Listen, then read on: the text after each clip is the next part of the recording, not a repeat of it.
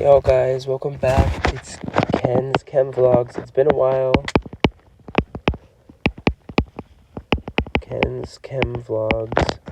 Oh, you guys probably missed me so much.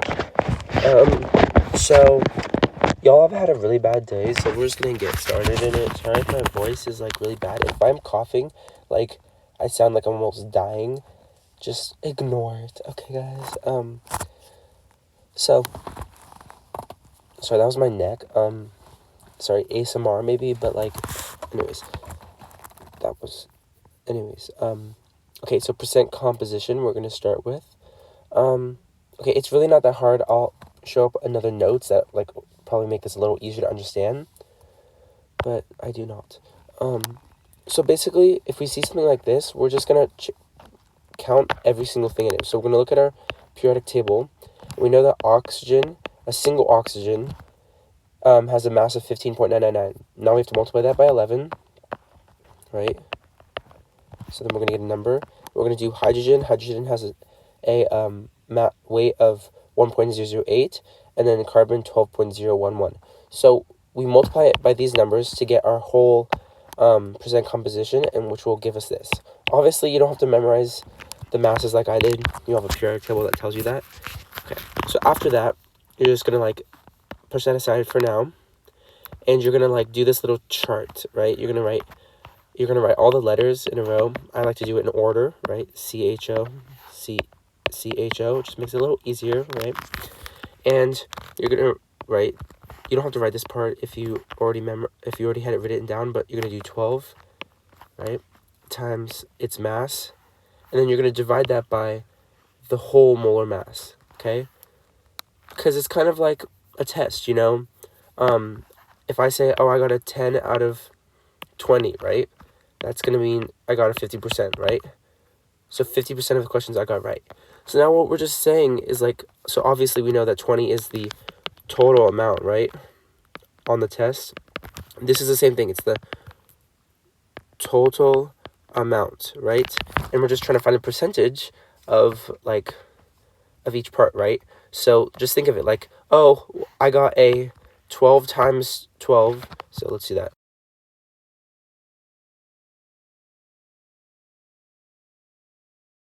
So is 144. So I got 144 out of 342. And we all know how we get the percentage because we all check it, right? If you have like a 17 out of 30, we don't know that percentage easily, but we just divide that and you get your percentage. We do that on tests all the time, right?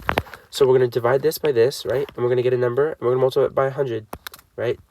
And that's 42%. So just treat it like a test, right? Like, to get that percentage, and these should all equal 100, obviously, because percentages are out of 100. And then so that's it.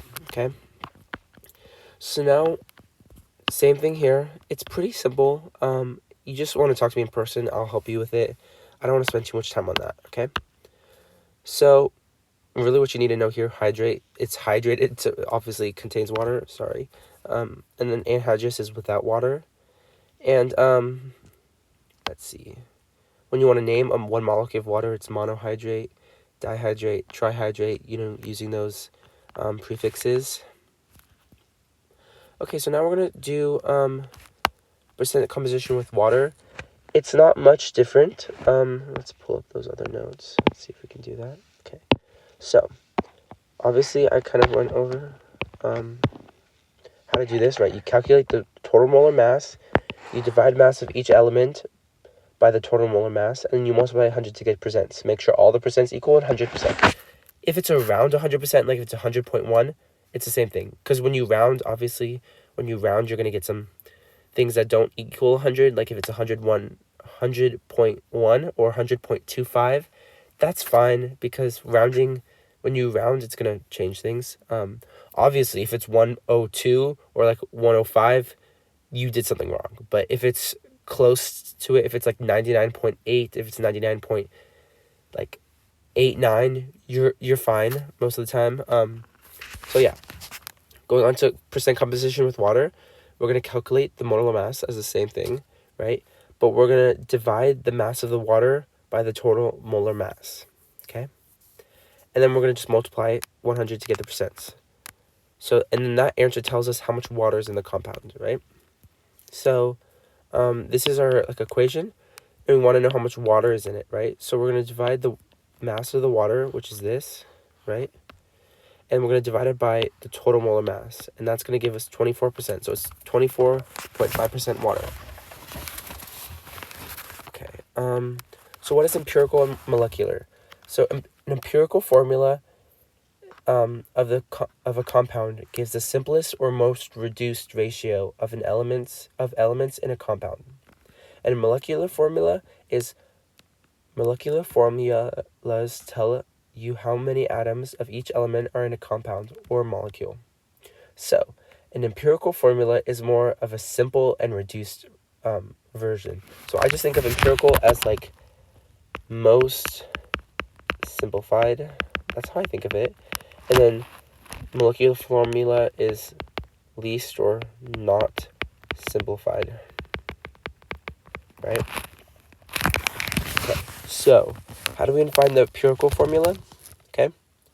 So, let's say we're given these percentages, right? We might have to calculate them from what we just went over above. But if we're given these percentages, right, we're going to assume we have 100 grams. So we're going to change all these percentages to just decimals. How do we do that? We just cross out the percentage mark. So just, okay? So we're just going to assume we have 100 grams, right? If we have 100 grams and this all equals 100, then we just keep it as it is, right? Okay. So then once we change it to grams, right, we just cross out the percentage and put a G. We're going to change it to moles. And I know you don't want to do that whole like box method where you have to go 52.1 grams of C and then grams down here in the moles. You don't have to do that because that's kind of a lot, especially when you're dealing with lots. Like you might have CHO, you might have 3, you might have more than 3. That's time consuming, right? So all we have to do here, if we're going to translate to moles, is we're going to divide this by the mass of C, which you find on a periodic table. So we're going to do 52.14, and then we're going to divide that by whatever our mass is. So for C, the mass of C is 12.011, and then that'll give us our 4.341 moles, okay? So just divide it by the singular mass of C, okay? So you're going to get our moles, right? You're going to have them, we're going to do that for all of them, right? So now when we look at all of our moles right now, we're going to say, okay, what's the smallest mole? This one, easy, right? Now we're going to divide all of those by the smallest one, including the smallest one. So obviously this one's going to equal 1, right? And using a calculator, obviously, because I'm not doing this in my head, we're going to get around 6 here and around 2, okay?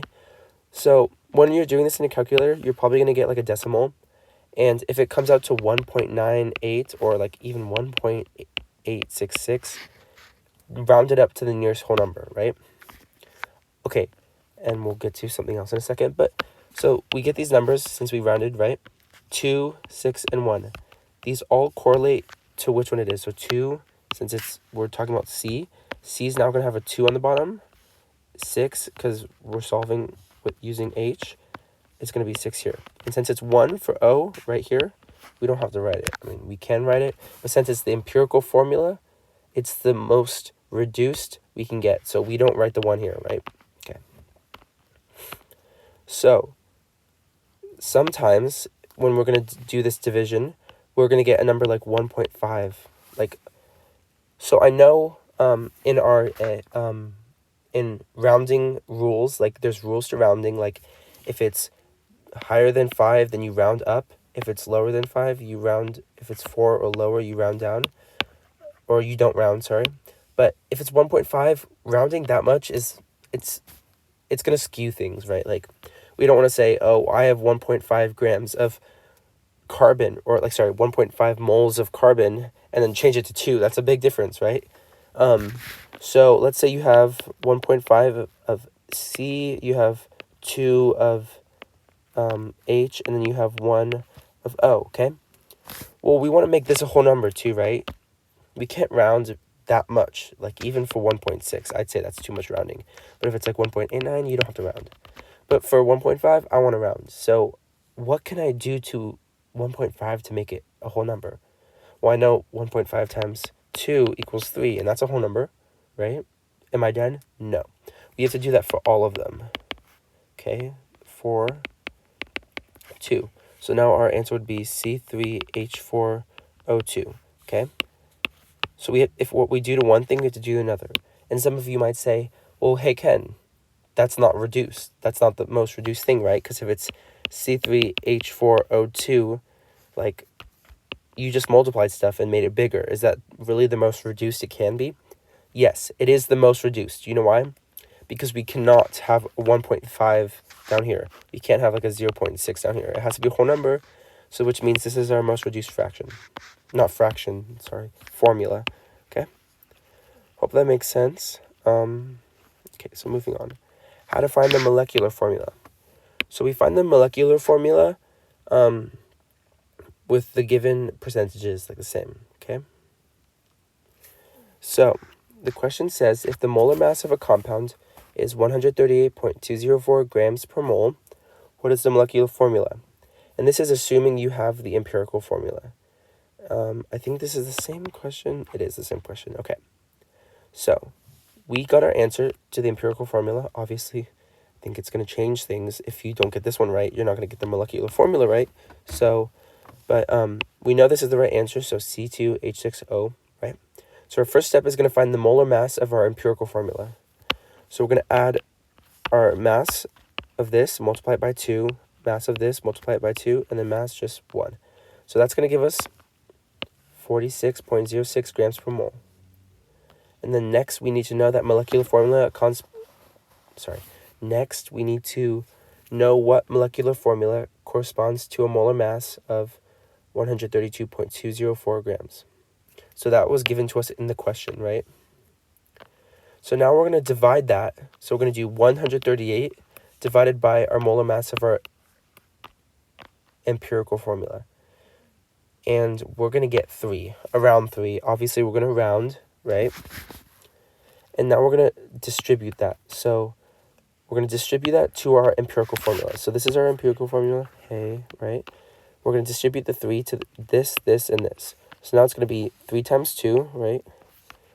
3 times 6, which is 18, and 3 times nothing. Well, it's obviously a 1 there, so it's 3. So that will be our molecular formula, because if you look at this, right? If you look at 6, 18, and 3, we can divide a 3 out of all of those things. So that means it's not simplified, right? So this is our molecular formula. So the same thing with water. Obviously, it's a little more difficult. I don't really want to explain it because I feel like I did a really good job of putting it here. And like, I don't know why this is, of doing this right here. Sorry. So if you just like take a screenshot of this if you want, it just tells you like what each step is. Like from a molecular formula, if you're given, you have to make sure you're given these things, right? Or you have to maybe solve for it. But given the empirical formula and the molar mass of the compound. So your first step is going to be find the molar mass of the empirical formula. And then you're going to divide the molar mass of the compound by the molar mass of the empirical. And then you're going to distribute to the empirical formula. So I was like, maybe we should do a question.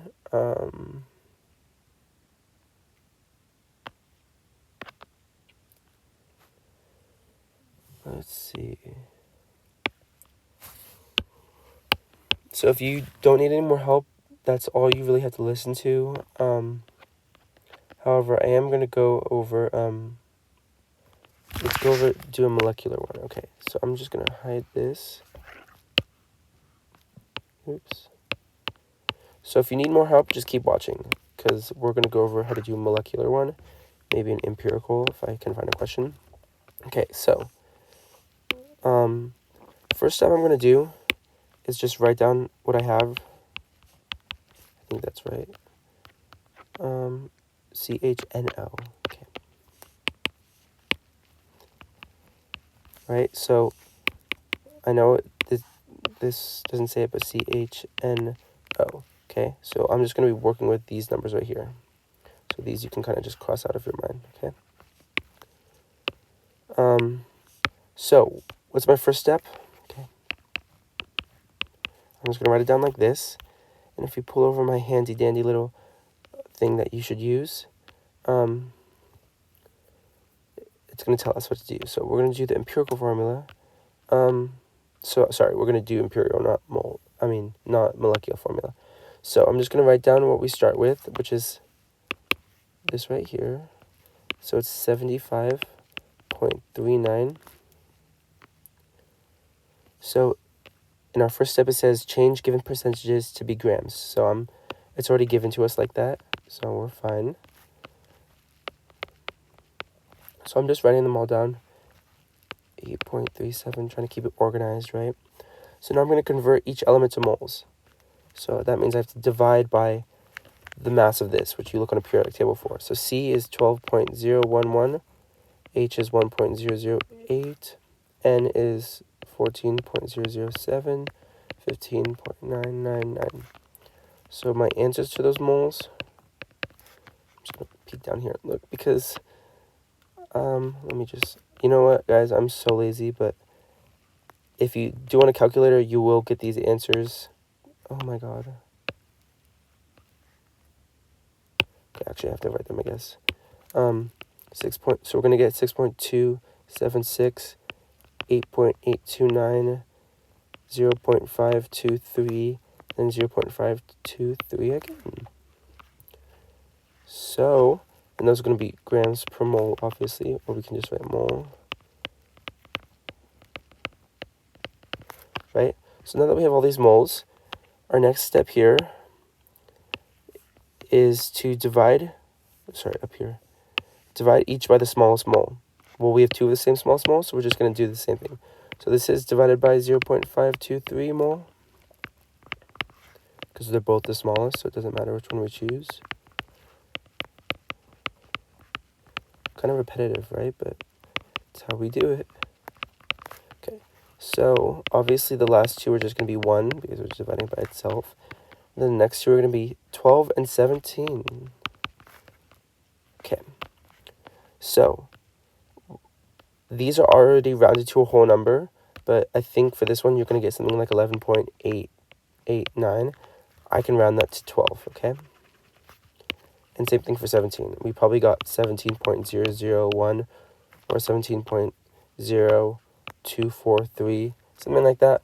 But it's close enough to 17 that we can just round it to a whole number, okay? And then we're going to attach these to the subscripts. So we're going to write CHNO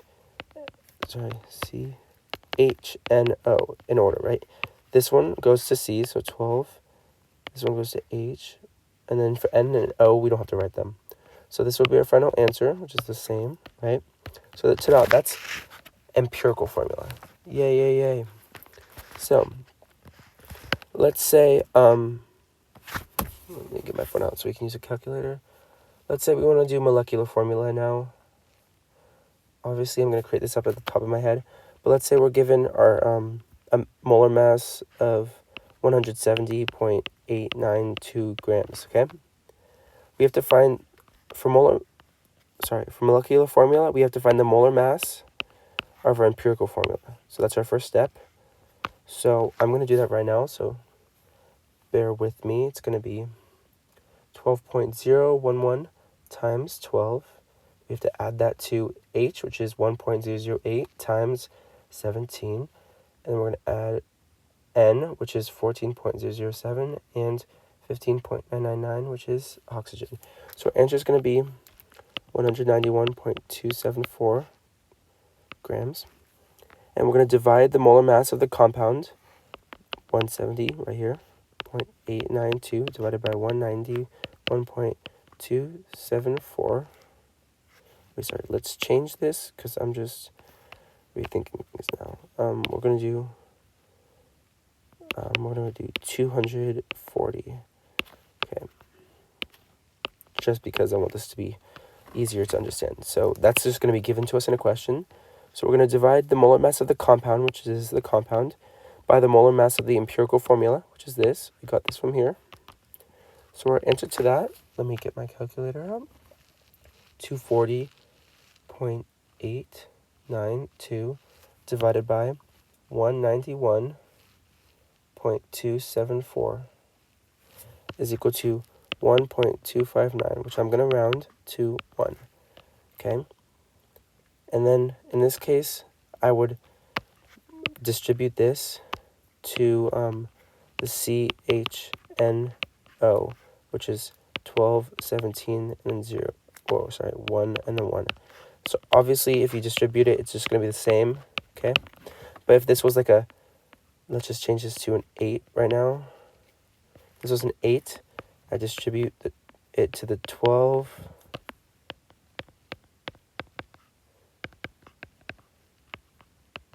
Right? I would multiply here, here, here, and here, okay? So that's it, guys. Text me if you need any more help. Call me. Come to me at school. Most of the time, I will be able to help you on anything you want. Okay, bye-bye.